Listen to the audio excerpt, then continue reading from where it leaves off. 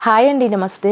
ఈరోజు మన కిచెన్లో పిల్లలు ఎప్పుడైనా స్వీట్ కావాలి అని అడిగినప్పుడు మైదా వాడకుండా గోధుమ పిండితో అప్పటికప్పుడు ఇన్స్టెంట్గా ఇలా ఒకసారి జిలేబీ ట్రై చేయండి. చాలా రుచిగా ఉంటుంది. ఫస్ట్ టైం ప్రిపేర్ చేసే వాళ్ళైనా కానీ చాలా సింపుల్గా ప్రిపేర్ చేసుకోవచ్చండి. ఇక్కడ మనం ఈ జిలేబీని మైదా కానీ పంచదార కానీ వాడకుండా గోధుమ పిండి బెల్లంతో ప్రిపేర్ చేస్తున్నాను. చాలా రుచిగా ఉంటుంది. పిల్లలు కూడా ఇష్టంగా తింటారండి. ప్రిపేర్ చేసిన ఎక్కువ టైం కూడా పట్టదు. అప్పటికప్పుడు ప్రిపేర్ చేసేయచ్చు. ఇక్కడ నేను ఈ జిలేబీని ఒక కప్పుతో అన్నీ కూడా కొలిచి చూపిస్తాను. చాలా సింపుల్గా ప్రిపేర్ చేసుకోవచ్చు. ఇక్కడ మీకు వీడియోలో చూస్తే అర్థమవుతుంది కదండి ఎంత బాగా వచ్చాయో. అలాగే ఈ జిలేబీలు లోపల వరకు కూడా జ్యూసీగా చాలా రుచిగా ఉంటాయండి.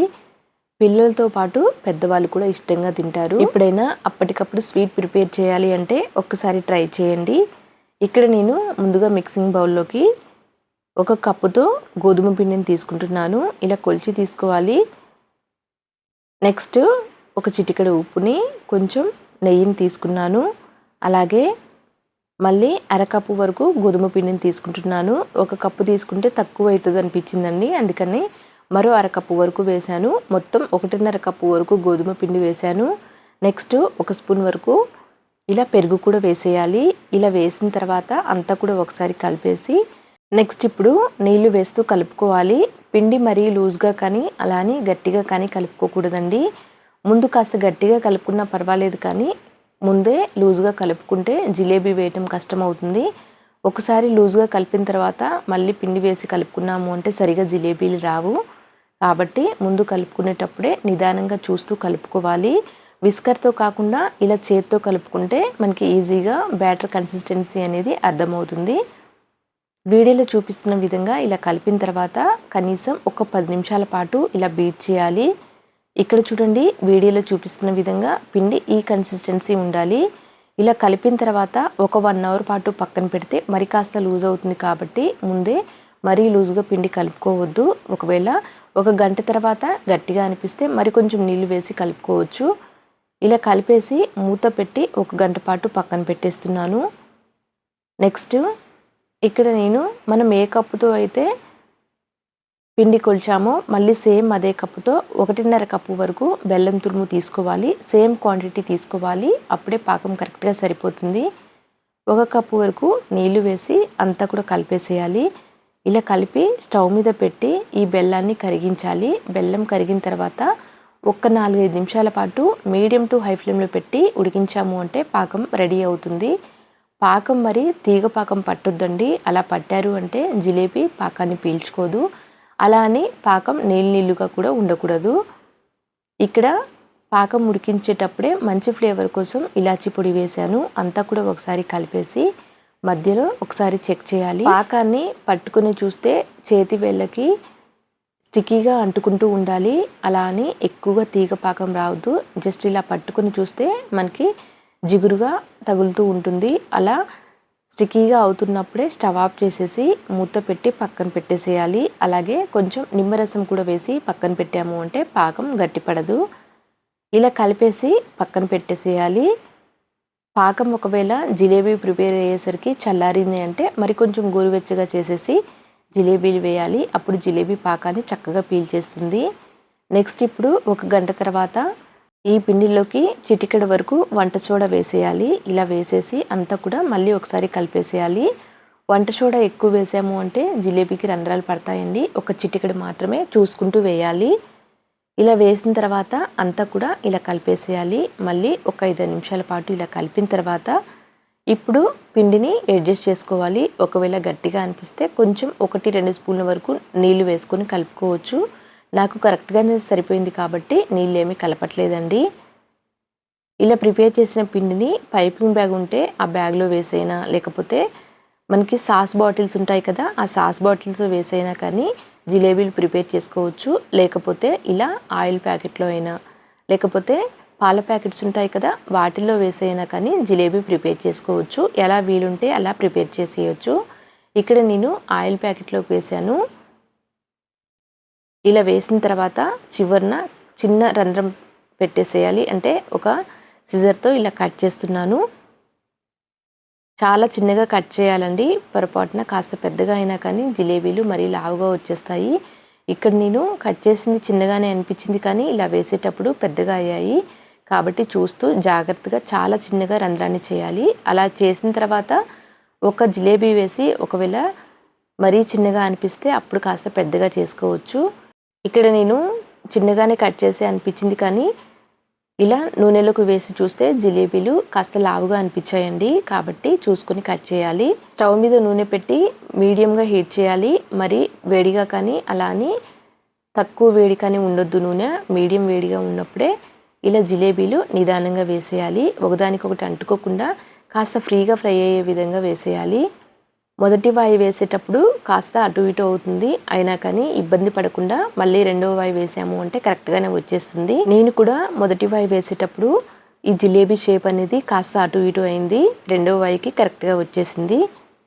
ఇలా వేసిన తర్వాత ముందు మీడియం ఫ్లేమ్లో పెట్టి ఇలా డీప్ ఫ్రై చేయాలి. ఆ తర్వాత కాస్త రంగు మారేటప్పుడు నిదానంగా లో ఫ్లేమ్లోకి టర్న్ చేసి చక్కగా డీప్ ఫ్రై చేయాలి. అప్పుడే జిలేబీ లోపల వరకు డీప్ ఫ్రై అవుతుంది.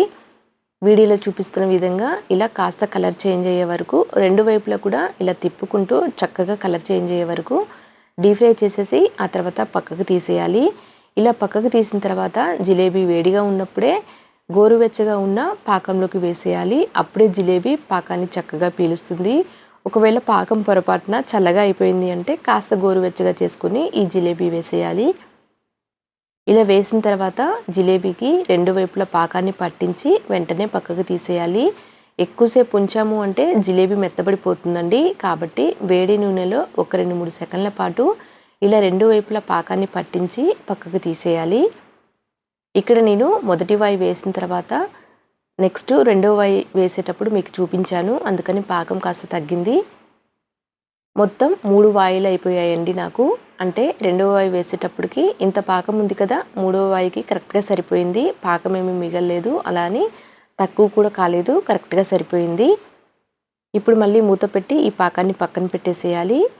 ఇప్పుడు మళ్ళీ రెండవ వాయి వేసేటప్పుడు నూనె మరీ వేడిగా ఉండొద్దు, కాస్త చల్లారనివ్వాలి. కాస్త చల్లారిన తర్వాత ఇలా మళ్ళీ మరొక వాయి వేయాలి. అయితే ఒకవేళ వేడిగా అనిపిస్తే స్టవ్ ఆఫ్ చేసేసి కొద్దిసేపు పక్కకు పెట్టేసేయాలి. ఆ తర్వాత కాస్త నూనె వేడి తగ్గిన తర్వాత మళ్ళీ జిలేబీ వేసేయాలి. ఇలా 1-2 వాయిలు వేసాము అంటే ఈజీ అయిపోతుందండి. ఫస్ట్ టైం వేసేటప్పుడు కాస్త షేప్ అటు ఇటు అయినా కానీ ఇలా వేస్తూ ఉంటే కరెక్ట్గా వచ్చేస్తాయి. ఇలా నేను 3 వాయిలకి సరిపడా పిండి వేసేసాను. చూశారు కదండి, జిలేబీలు చాలా ఈజీగా ప్రిపేర్ చేసుకోవచ్చు.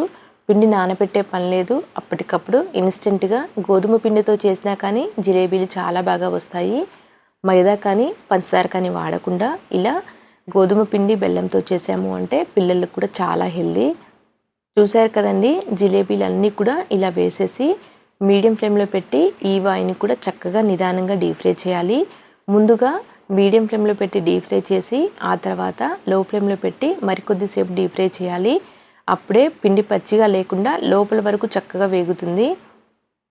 ఇక్కడ నేను మనం కలిపిన పిండిని 3 వాయిల కింద వేశాను. అలాగే మనం డీప్ ఫ్రై చేసే పాత్ర కూడా లోతుగా కాకుండా ఇలా వెడల్పుగా ఉంది అంటే కాస్త ఎక్కువ జిలేబీలు డీప్ ఫ్రై చేసుకోవచ్చు. పిండి అంతటిని కూడా ఇలా వేసిన తర్వాత ఇప్పుడు నిదానంగా మరొక వైపు తిప్పుకుంటూ రెండు వైపులా కూడా కాస్త కలర్ చేంజ్ అయ్యే వరకు డీప్ ఫ్రై చేసేసి ఇప్పుడు వీటిని కూడా పక్కకు తీసేయాలి. ఇక్కడ వీడియోలో చూపిస్తున్న విధంగా ఇలా మంచిగా కలర్ చేంజ్ అయిన తర్వాత ఇప్పుడు వీటిని కూడా పక్కకు తీసేసి ఒక్కొక్కటి పాకంలో ముంచి పక్కకు పెట్టేసేయాలి. చూశారు కదండి, జిలేబీలు అన్నీ కూడా చక్కగా ప్రిపేర్ అయ్యాయి. ఇలా తీసిన తర్వాత ఇప్పుడు పాకంలో వేస్తున్నాను. పాకంకి మనం ప్రిపేర్ చేసిన పిండికి కరెక్ట్గా సరిపోయిందండి. మనం ఈ కొలతలతో చేసాము అంటే పాకము మిగలదు, అలా అని పాకం సరిపోకుండా కూడా ఉండదు, కరెక్ట్గా సరిపోతుంది. ఇలా ఒక్కొక్క దాన్ని ముంచి పక్కకు తీసేస్తున్నాను. చూశారు కదా, చాలా సింపుల్గా తక్కువ టైంలో అప్పటికప్పుడు గోధుమ పిండితో చేసినా కానీ జిలేబీలు చాలా బాగా వచ్చాయి. పిల్లలు కూడా చాలా ఇష్టంగా తిన్నారండి. పిల్లలకనే కాదు పెద్దవాళ్ళు కూడా చాలా ఇష్టపడతారు. ఇలా ఒకసారి ట్రై చేయండి. ఫస్ట్ టైం చేసే వాళ్ళకైనా కానీ అస్సలు పాడవకుండా చాలా బాగా వస్తాయండి. జిలేబీ వేసేటప్పుడు షేప్ కాస్త అటు ఇటు అయినా కానీ టేస్ట్ మాత్రం చాలా బాగుంటుంది. చూశారు కదా, అన్నీ వేసేసాను. కరెక్ట్గా పాకంకి జిలేబీలకి సరిపోయాయండి. ఈ కొలతలతో ట్రై చేయండి, ఎవరికైనా కానీ చాలా సింపుల్గా కుదురుతాయి. అన్నీ కూడా ఇలా ప్రిపేర్ చేసి ఒక సర్వింగ్ ప్లేట్లోకి తీసుకున్నాను. ఇలా తీసుకున్న ఈ జిలేబీల పైన కాస్త పిస్తాని ఇలా కట్ చేసి వేశాను. ఒకటి తుంచి చూపిస్తున్నాను చూడండి, లోపల వరకు కూడా పాకం పీల్చుకొని చాలా జ్యూసీగా ఉందండి. చూశారు కదండి, చాలా సింపుల్గా తక్కువ టైంలో టేస్టీగా ఉండే జిలేబీ ప్రిపేర్ అయ్యింది. అంతే అండి. Thank you for watching.